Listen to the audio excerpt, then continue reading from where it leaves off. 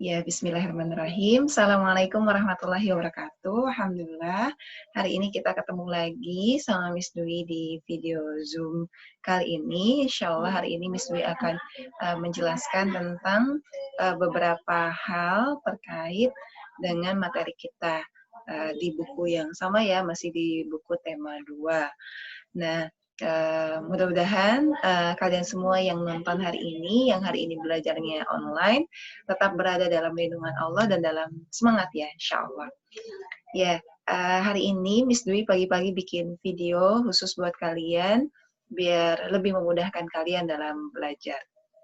Nah, untuk itu, mari sama-sama kita buka pelajaran hari ini dengan baca Basmalah, Bismillahirrahmanirrahim.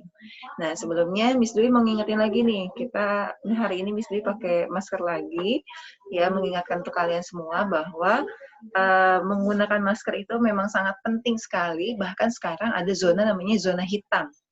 Kenapa disebut dengan zona hitam? Karena memang sudah sangat dalam kondisi yang sangat berbahaya. Nah, jadi walaupun hari ini banyak masyarakat yang menganggap virus corona sudah tidak ada, tapi kita harus tetap jadi bagian yang tetap menggunakan masker dan menjalani protokol kesehatan, gitu ya. Nah, selanjutnya Miss Dwi akan share screen ya. Ya, kita share screen ya. Ya, bismillah. Nah, alhamdulillah Miss Dwi sudah buat PowerPoint-nya tentang tema kita hari ini, ya, pembelajaran 1 sampai pembelajaran 3. Ya. Nah, oke. Nah, di yang pertama, ya, sebelum kita mulai pelajaran, Miss Dwi akan cerita tentang kisah seekor semut ya, atau di sini judulnya Ants Story. Nah, di sini kalian semua bisa ngelihat ada sebuah gambar yang berisikan orang-orang sedang seperti membakar sesuatu ya, seperti membakar sesuatu. Ada orang yang membawa kayu bakar gitu ya, ada perempuan dan laki-laki dan apinya terlihat sangat besar. Nah, tahukah kalian ini adalah salah satu kisah seorang nabi yang di dalamnya ada yang tahu nabi siapa? Mesti hitung sampai 3 ya. 1, 2, 3. Yes. Nabi Ibrahim. Ya betul. Nabi Ibrahim ya. Jadi kisahnya itu ya ada Nabi Ibrahim yang dibakar hidup-hidup oleh Raja Namrud gitu ya. Nah, kisahnya itu ya jadi ada seekor gagak ya, burung gagak dengan ada seekor semut. Yang burung gagak heran melihat seekor semut yang sedang berjalan ya membawa setetes air ya, membawa setetes air. Kemudian seekor gagaknya bertanya kepada seekor semut, ya, apa yang sedang kamu lakukan gitu ya? Ya, untuk apa kamu membawa air, setetes air itu? Kemudian semut menjawab, tidakkah kamu mendengar bahwa Raja Namrud akan membakar Ibrahim, gitu ya? Ya. Kemudian burung gagak menjawab, apakah bisa gitu ya setetes air yang kamu bawa itu memadamkan api yang besar yang akan membakar Ibrahim, gitu ya? Kemudian jawabannya semut ini sangat luar biasa, sangat masya Allah. Ya, jadi aku tidak peduli apakah ini akan mampu memadamkan apinya Ibrahim atau tidak. Tapi yang pasti aku ingin melakukan sesuatu agar nanti di hadapan Allah ya aku terbebas dari hisab gitu ya. Jadi kisahnya semut ini atau Ants Story ini menjadi kisah yang pelajaran bagi kita semua bahwa kebaikan walaupun sebesar biji zarah saja ya, bahkan kalau air yang dibawa sama semut itu mungkin sedikit banget ya, tapi itu tidak akan pernah luput dari kebaikan yang akan Allah catat sampai yaumil akhir. Untuk itu, ya kita semua di sini harus bersemangat melakukan kebaikan-kebaikan, ya terutama belajar gitu ya, melakukan amalan-amalan, menghafal Quran, ya berbaik kepada orang tua, berbakti kepada orang tua dan lain-lain. Ya, dan itu tidak akan pernah luput dari pencatatan Allah. Itu ya. Nah, dan insya Allah kisah semut ini akan juga membawa kita kepada pelajaran kita hari ini. Ya. Nah, apa saja tujuan pembelajarannya? Jadi, salah satu tujuan pembelajaran itu ada tentang hewan ya, ada tentang hewan dan ada tumbuhan. Yang pertama, kita bisa tahu nih manfaat tumbuhan dan hewan bagi kehidupan manusia gitu ya. Termasuk manfaat tadi semut ya. Ya, mungkin semut salah satu hewan yang juga akan bermanfaat bagi kehidupan manusia. Kemudian yang kedua, ya, kita dapat menjelaskan contoh sikap meneladani perjuangan kemerdekaan Indonesia, khususnya pasca proklamasi. Kemudian yang ketiga, kita dapat mendiskusikan makna dari bersatu kita teguh. Nah, itu adalah tujuan pembelajaran dari tema 1 sampai tema 3 subtema 1, pembelajaran 1 sampai pembelajaran 3 di subtema 3 di tema 2. Oke ya, insya Allah kita mulai pembelajarannya. Ya, bismillahirrahmanirrahim. Pada dua slide ini ya, Miss Dwi menuliskan ya atau menyertakan ya tulisan atau artikel atau berita tentang dua hal. Yang pertama tentang manfaat dari tumbuhan, yang kedua adalah manfaat dari hewan. Nah, kedua artikel ini mungkin hanya sebagian kecil dari manfaatnya mereka. Ya, sehingga ini hanya contoh. Ya, jadi misalnya manfaatnya sebenarnya ada 10. Nah, hari ini kita cuma bahas 2. Nah, sisanya yang lain kita akan diskusikan setelah ini. Ya, kita baca bersama ya. Ini penggalan dari artikel. Lidah buaya atau aloe vera adalah tanaman sekulen yang digunakan dalam pengobatan alternatif. Nama lidah buaya berasal dari kata Arab yaitu aloe, yang berarti zat pahit yang berkilauan, dan vera berasal dari kata Latin yang memiliki makna kebenaran. Lidah buaya adalah spesies tumbuhan dengan daun berdaging tebal dari genus Aloe. Tumbuhan ini bersifat menahun, berasal dari Jazirah Arab, dan tanaman liarnya telah menyebar ke kawasan beriklim tropis, semitropis, dan kering di berbagai belahan dunia. Lidah buaya dalam catatan sejarah pertama kali masuk ke Indonesia sekitar abad ke-17. Tanaman ini dibawa oleh petani keturunan Cina yang pada awalnya lidah buaya hanya digunakan sebagai tanaman hias yang ditanam sembarangan di pekarangan rumah dan sebagai kosmetik untuk penyubur rambut. Barulah sekitar tahun 1990, tanaman ini baru digunakan untuk industri makanan dan minuman. Lidah buaya adalah tanaman yang banyak tumbuh pada iklim tropis ataupun subtropis yang sudah digunakan sejak lama karena fungsi pengobatannya.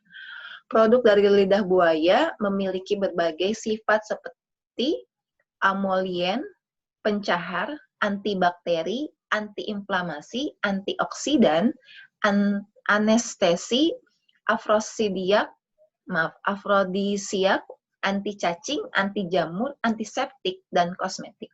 Sebagian besar, 96% dari tanaman ini adalah air dan sisanya adalah bahan aktif seperti minyak esensial, asam amino, mineral, vitamin, enzim, dan glikoprotein. Ketika parenkim bahan mucilagionus di daun ini dihilangkan, ini disebut dengan gel fillet, diproses dan distabilkan serta seratnya dihilangkan. Sisa cairan opalescens yang biasa disebut aloe vera gel ini adalah cairan yang digunakan untuk kulit atau minuman kesehatan. Bersamaan dengan enzim, asam amino, dan gel memiliki sifat khusus sebagai produk perawatan kulit dan sebagai bahan baku untuk pembuatan produk nutrisi, obat-obatan, dan kosmetik kelas tinggi. Nah, jadi pada artikel yang pertama yang Miss Dwi tadi bacakan, berisikan tentang fungsi-fungsi, manfaat-manfaat aloe vera bagi kehidupan manusia, gitu ya. Dan ini cuma salah satu contoh dari manfaat tumbuhan. Kita beranjak ke yang kedua. Benefit of bee. Do you know what is bee? Bee is lebah ya. Salah satu hewan yang disebutkan juga dalam Al-Quran. Ya. Jadi tadi semut dan lebah juga disebutkan dalam Al-Quran. Kita baca ya artikelnya. Madu merupakan bahan nektar yang diperoleh oleh lebah dari bunga-bunga. Nektar ini kemudian akan dikumpulkan pada sarang lebah. Di dalamnya akan mengalami 3 proses pengolahan hingga sampai menjadi madu. Madu dikenal banyak memiliki segudang khasiat yang sangat baik untuk tubuh. Mulai dari untuk perawatan kulit, menyembuhkan luka, hingga sebagai antioksidan.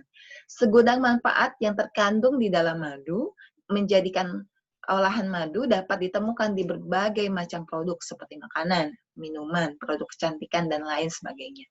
Salah satu jenis madu yang cukup populer di tengah masyarakat adalah madu klanceng, yang merupakan madu khusus yang dihasilkan lebah tak bersengat, yaitu Trigona sp. Lebah ini menggunakan gigitan sebagai cara untuk bertahan dari ancaman yang menggantikan peran sengat yang mereduksi. Lebah klanceng termasuk dalam kingdom Animalia, filum Arthropoda, klasik Insecta, ordo Hymenoptera, famili Apidae, genus Trigona, dan spesies Trigona sp. Berbeda dengan lebah madu, lebah klanceng membuat sarang menyerupai pot atau kendi bulat secara horizontal. Madu klanceng terkenal mengandung senyawa seperti PCA, hidroksi, penilaktik acid, dan serumen yang berfungsi sebagai antioksidan yang dapat meningkatkan proliferasi sel dalam proses penyembuhan luka. Banyak juga manfaat lain yang bisa kamu rasakan saat rutin mengkonsumsi madu klanceng. Ya, jadi ini yang artikel kedua mengisahkan atau menceritakan tentang benefit of bee. Ya, yang tadi ya dari yang pertama dengan yang kedua dari lidah buaya, aloe vera, dan bee, ternyata keduanya memiliki manfaat yang sangat banyak untuk kehidupan manusia. Nah, untuk itu kita akan beranjak ke slide yang berikutnya. Jadi, manfaat tumbuhan dan hewan secara umum. Yang pertama, manfaat hewan dulu ya bagi manusia sebagai bahan makanan. Kita tahu ya, kita mengkonsumsi ayam, mengkonsumsi bebek, mengkonsumsi kambing, dan lain-lain. Jadi, hewan Allah ciptakan sebagai salah satunya bahan makanan. Yang kedua, sebagai bahan pakaian. Sebagaimana kulit domba, itu bisa digunakan untuk sebagai bahan wool, gitu. Kemudian ulat, ya, sebagai bahan kain pakaian. Kemudian sebagai bahan kerajinan, ya. Banyak sekali hewan-hewan yang digunakan sebagai bahan kerajinan. Kemudian objek uji coba. Jadi memang banyak kalau kita mau percobaan atau penelitian, banyak digunakan dulu hewan sebagai bahan percobaannya. Kemudian membantu pekerjaan manusia sebagaimana tugas membajak di sawah bisa dilakukan oleh oleh kerbau ya, oleh kerbau. Kemudian bahan obat ya, termasuk bahan obat ya tadi ya, contohnya adalah benefit of bee. Kemudian manfaat tumbuhan bagi manusia. Nah, ini lebih banyak lagi. Sebagai bahan makanan tentu, semua makanan kita berasal dari tumbuhan. Kemudian yang kedua, bahan pembuatan kain, ya ada tumbuhan kapas. Kemudian penghasil oksigen. Nah, ini sangat penting banget. Kita harus bersyukur ya banyak tumbuhan karena dia menghasilkan oksigen yang kita butuhkan untuk bernapas. Kemudian bahan obat, menyerap karbon dioksida, kemudian sebagai bahan hiasan. Nah, setidaknya hal-hal itu adalah keuntungan atau benefit animals and plants for us. Nah, kita lihat ya halaman 103 dan 104. Jadi 103 until 104 di sana sudah dijelaskan ada manfaat-manfaat. Nah, kita bisa baca ya at your book. Ya, kemudian kita diskusikan ya dengan teman-teman kita di halaman 105. Nah, di situ ada kotak ya, ada tabel berisikan nama hewan dan tumbuhan, kemudian habitatnya dan manfaat bagi manusia. Ya, misalnya hewannya kita tulis yang pertama misalnya Misalnya apa ya? Yang pertama hewan, misalnya kambing. Habitatnya di ladang gitu misalnya. Manfaat bagi manusia sebagai bahan pakaian, sebagai bahan makanan, seperti itu ya. Terus tumbuhan dan lain-lain. Nah, coba kita diskusikan sama teman-teman kita. Kalau yang di tempat BDR atau yang di rumah, bisa didiskusikan juga sama temannya via telepon atau via voice call atau yang lainnya. Itu ya, kita lanjut ya. Oke. Nah, sebelum kita masuk ke pembelajaran berikutnya, Miss Dwi punya tebak-tebakan. Ya, kayaknya udah ini sih, udah bisa ketebak ya. Tapi nggak apa-apa. Oke, please guess me. Ya, aku memang hanya sebuah kain yang lusuh. Kala itu aku dijahit oleh seorang wanita yang merupakan salah satu hero kemerdekaan Indonesia. Hari ini aku berada dalam sebuah museum untuk diabadikan karena semakin tahun berjalan aku semakin rapuh. Aku merupakan simbol negara Indonesia. Siapakah aku? Tebak, tebak, tebak. Ya, jadi salah satu hero-nya itu adalah itu ya, Ibu Fatimah ya. Ya, Ibu Fatimah. Oke, jadi aku adalah Sang Saka Merah Putih. Ini, ya, kita lihat di bukunya ya.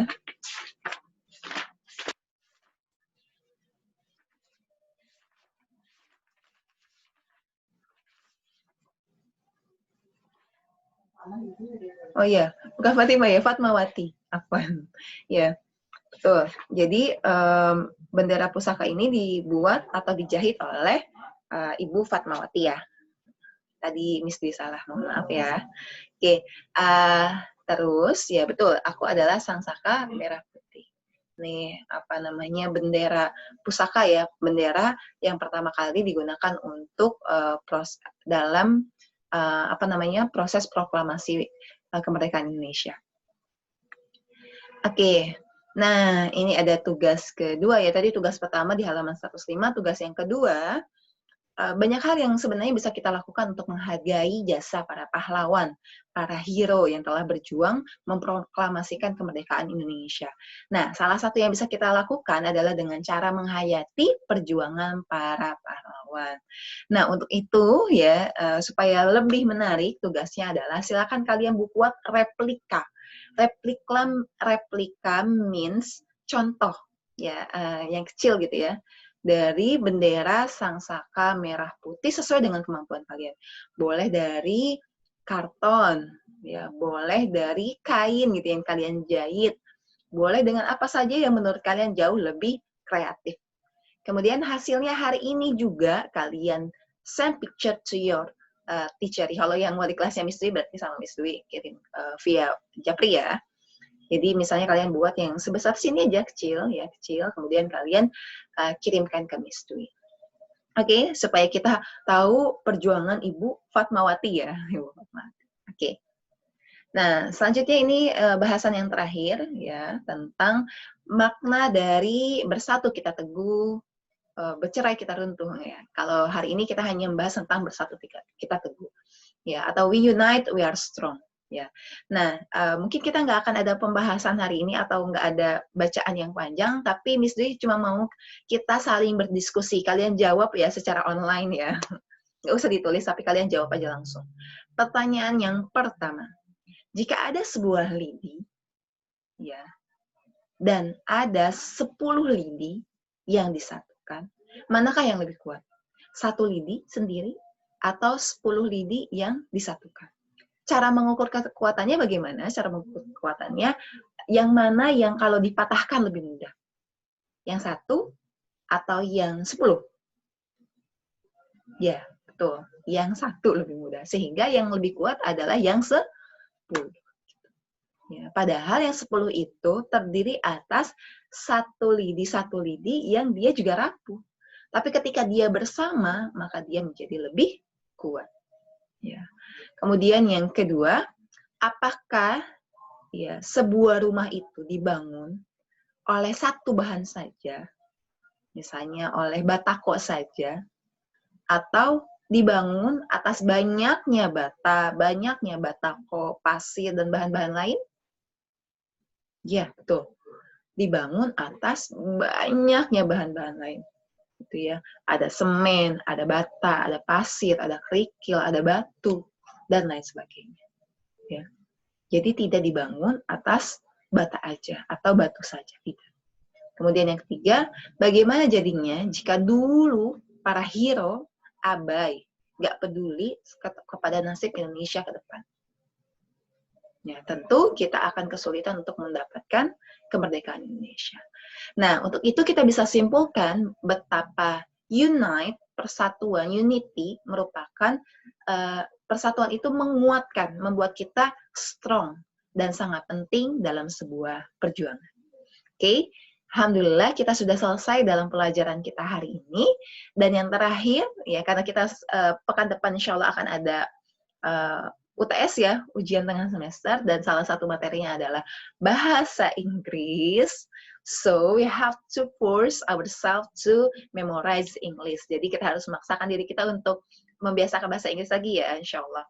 Oke, kosakata English for today is there are 7. The first is an, semut.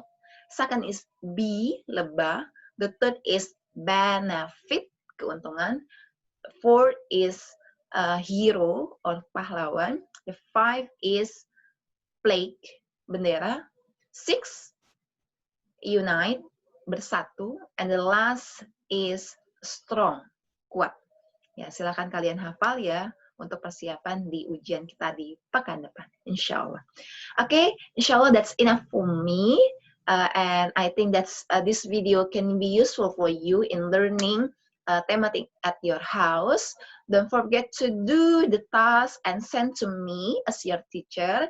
And Miss Dwi sangat senang karena hari ini kalian berantusias. Miss Dwi yakin kalian berantusias dan mudah-mudahan Allah memberikan pahala yang banyak kepada kalian ya, karena kita hari ini sudah bermujahadah, sudah berusaha untuk menjadi orang-orang yang menuntut ilmu, insya Allah. Ya, semoga Allah memberikan kita ilman nafi'an. Ya, amin ya rabbal alamin. Dari Miss Dwi undur diri ya. Terima kasih atas perhatiannya. Wassalamualaikum warahmatullahi wabarakatuh. Oke, kita tutup dulu.